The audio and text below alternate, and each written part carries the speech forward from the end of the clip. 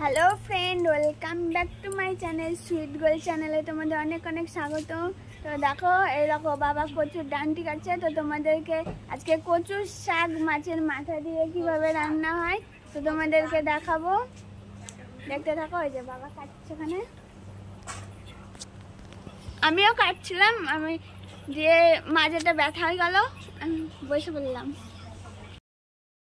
এখানে কচুর ডাঁটাটা জল দিয়ে ভাপ দিতে বসিয়ে দিয়েছে। তো আমি ফোনে কথা বলছিলাম, সেই কারণে ঠিকভাবে ভিডিওটা করতে পারিনি। তো ভাপ দেওয়া হয়ে গেলে এখানে তেল আর পাঁচফোড়ন দিয়ে দিয়েছে। তো আর এখানে কচুটা ভাপ দিয়ে জলটা ঝরাতে দেওয়া আছে, আর এখানে মাছের মাথাটা রাখা আছে। তো এখানে জিরে লঙ্কা বাটা দিয়ে দেওয়া হলো।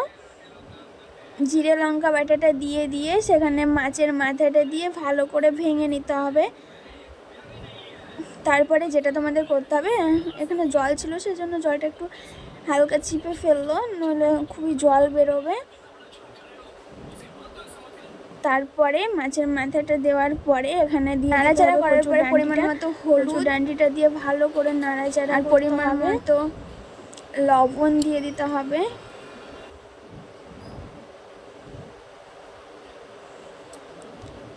তারপরে এটাকে ভালো করে নাড়াচাড়া করে আবার সেখানে চিনি দিয়ে দিতে হবে। তোমরা যে যেমনভাবে মিষ্টি খাবে সেই পরিমাণে একটু চিনি দেবে, নইলে ভালো লাগবে না।